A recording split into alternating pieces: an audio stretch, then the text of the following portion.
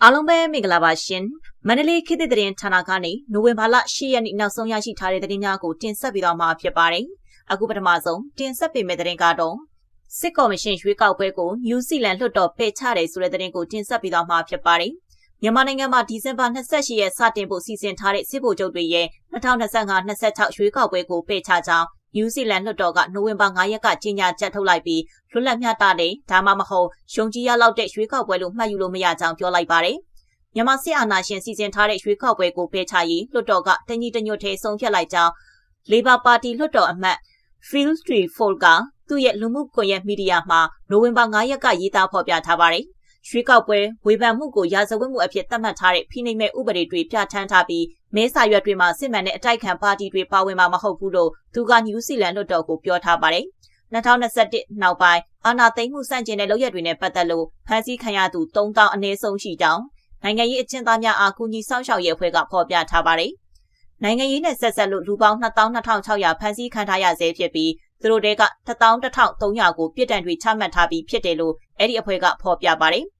မတူညီတဲ့နိုင်ငံရေးပါတီတွေကလွှတ်တော်အမတ်3ဦးပါဝင်တဲ့အဖွဲ့စက်တင်ဘာလကထိုင်းမြန်မာနယ်စပ်သို့9ရက်ကြာသွားရောက်ပြီးအချက်အလက်အမှန်ရှာဖွေရေးခီးစဉ်ပြီးနောက်နယူးဇီလန်လွှတ်တော်ရဲ့အခုလိုဆုံးဖြတ်ချက်ထွက်ပေါ်လာတာဖြစ်ပါတယ်။နယူးဇီလန်လွှတ်တော်အမတ်တွေက2021အာဏာသိမ်းမှုကြောင့်ဖြစ်ပေါ်လာတဲ့လူသားချင်းစာနာထောက်ထားရေးအခြေအနေတွေနဲ့နိုင်ငံရေးပြဿနာတွေကိုလေ့လာခဲ့တာဖြစ်ပါတယ်။နယူးဇီလန်လွှတ်တော်အမတ်တွေဟာထိုင်းမြန်မာနယ်စပ်ရှိအရက်ဖက်အဖွဲ့အစည်းတွေလူသားချင်းစာနာထောက်ထားရေးအဖွဲ့တွေအမိအခိုကင်းတဲ့မီဒီယာတွေအမျိုးသားညီညွတ်ရေးအစိုးရအဖွဲ့ကိုယ်စားလှယ်တွေနဲ့တွေ့ဆုံခဲ့တာဖြစ်ပါတယ်။စစ်ဗိုလ်ချုပ်တွေဟာရွေးကောက်ပွဲကတဆင့်နိုင်ငံတကာအတိုင်းအဝိုင်းရဲ့အတိအမှတ်ပြုခံရဖို့ကြိုးစားပြီးတော့တရားဝင်ဖြစ်ရေးကြိုးပမ်းနေချိန်မှာနယူးဇီလန်လွှတ်တော်အနေနဲ့မြန်မာပြည်သူတွေဘက်ကရပ်တည်ရမယ်လို့လေပါတ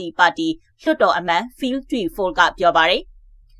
စစ်မှန်တဲ့ရွေးကောက်ပွဲဖြစ်လာမှာမဟုတ်ပဲအာဏာရှင်စနစ်တရားဝင်ဖြစ်စေဖို့ရည်ရွယ်ထားတဲ့ရွေးကောက်ပွဲပဲဖြစ်တယ်လို့သူကဖြည့်ဆွတ်ပြောပါတယ်။မိမိတို့အနေနဲ့မြန်မာပြည်သူတွေရဲ့တတိရှိမှုကိုထောက်ခံရမှာဖြစ်ပြီးဒီမိုကရေစီအတွက်ရုန်းကန်မှုကိုဆက်လက်ကူညီပေးရမှာဖြစ်တယ်လို့လွှတ်တော်အမတ် Phil ကပြောဆိုထားပါတယ်။ဆက်လက်ပြီးကြားဖြတ်လုပ်ငန်းကထွက်ပြေးလာသူတွေကိုလက်မခံဖို့ KNU အမိန့်ထုတ်တယ်ဆိုတဲ့သတင်းကိုတင်ဆက်ပေးသွားမှာဖြစ်ပါတယ်။ကြားဖြတ်လုပ်ငန်းကနေစွန့်ခွာလာတဲ့နိုင်ငံခြားသားဝန်ထမ်းတွေကိုရွှေ့ပြောင်းလက်ခံခေါ်ယူထားတာတွေမပြုလုပ်ဖို့ကရင်အမျိုးသားအစည်းအရုံး KNU ကျုံတိုးမြို့နယ်ကနိုဝင်ဘာ9ရက်နေ့ရက်စွဲနဲ့အရေးပေါ်ကြေညာချက်ထုတ်ပြန်လိုက်ပါတယ်။စစ်ကော်မရှင်အဖွဲ့ဟာစစ်တပ်ကိုအားပြုပြီးတရားဝင်မှုရရှိရေးအတွက်အကြံဖတ်မှုမျိုးစုံကို KNU ကျုံတိုးမြို့နယ်မှာပြုလုပ်နေတယ်လို့မိမိတို့ KNU ကျုံတိုးမြို့နယ်ကလည်းခုခံတော်လှန်လျက်ရှိနေပြီးပြည်သူလူထုကိုကောက်ကွယ်စောင့်ရှောက်ရေးအတွက်ကြိုးစားနေတယ်လို့ထုတ်ပြန်ချက်မှာဖော်ပြပါတယ်။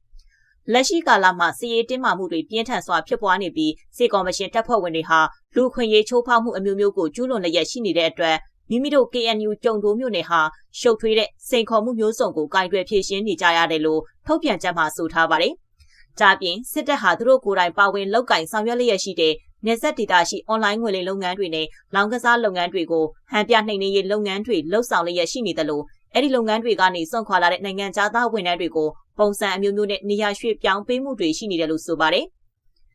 ဒါကြောင့် KNU ကျုံတိုးမြို့နယ်အတွင်းရှိပြည်သူလူထုတွေအနေနဲ့ည8နာရီကနေမနက်6နာရီအတွင်းခရီးသွားလာမှုမပြုလုပ်ဖို့အွန်လိုင်းငွေလိမ်လုပ်ငန်းတွေကနေစွန့်ခွာလာတဲ့နိုင်ငံခြားသားဝန်ထမ်းတွေကိုရွှေ့ပြောင်းတာ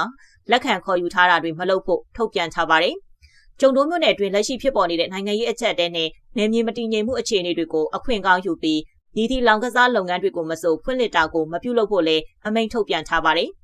စစ်ကော်မရှင်တပ်ရဲ့ထိုးစစ်နဲ့အမျိုးမျိုးသောလူခွင့်ရေးချိုးဖောက်မှုတွေကိုပြည်သူလူထုတွေမိမိကိုယ်ကိုတတိဝရိယနဲ့ကာကွယ်နိုင်ရေးအတွက်မိမိတို့နေထိုင်ရာအိမ်မှာဘေးကင်းလုံခြုံရေးကိုရည်ရွယ်ပြီးဘုံခိုခြင်းတွေမဖြစ်မနေထားရှိဖို့ KNU ကျုံတိုးမြို့နယ်ကအမိန့်ထုတ်ထားပါတယ်။ KNU ကျုံတိုးမြို့နယ်ကထုတ်ပြန်ထားတဲ့ဒေသန္တရစီးမြင်စည်းကမ်းတွေကိုလိုက်နာမှုမရှိပါက KNU ဥပဒေနဲ့လှုပ်ထုံးလုပ်နည်းတွေအရအရေးယူခြင်းခံရမယ်လို့အရေးပေါ်ထုတ်ပြန်ကြေညာချက်မှာဖော်ပြအသိပေးထားပါတယ်။ထိုင်းနယ်စပ်မြောက်ပရီမြို့တောင်ဘက် KK ဘက်မှာရှိတဲ့အွန်လိုင်းငွေလိမ်လုပ်ငန်းနဲ့လောင်ကစားလုပ်ငန်းတွေကိုပြီးခဲ့တဲ့အောက်တိုဘာလအလဲပိုင်းကစကစစ်ကော်မရှင်တပ်ကကရင်နယ်ခြားစောင့်တပ် PGF နဲ့ပူးပေါင်းပြီးဟန်ပြနှိမ်နင်းရေးလုပ်ငန်းတွေလှုပ်ဆောင်နေကြရာအဲ့ဒီလုပ်ငန်းခွင်တွေကနေထွက်ပြေးလာတဲ့နိုင်ငံခြားသားတွေအများပြားဟာထိုင်းဘက်ချမ်းကိုထွက်ပြေးသွားသလိုပြည်တွင်းဘက်ကိုလည်းရွှေ့ပြောင်းစွန့်ခွာတာတွေရှိနေပါတယ်။ကျမိုက်တဲ့တင်ဆက်မှုကိုဒီမှာပဲရနာခွင့်ပြုပါရှင်။အားလုံးပဲရှုလန်းချမ်းမြေ့ကြပါစေရှင်။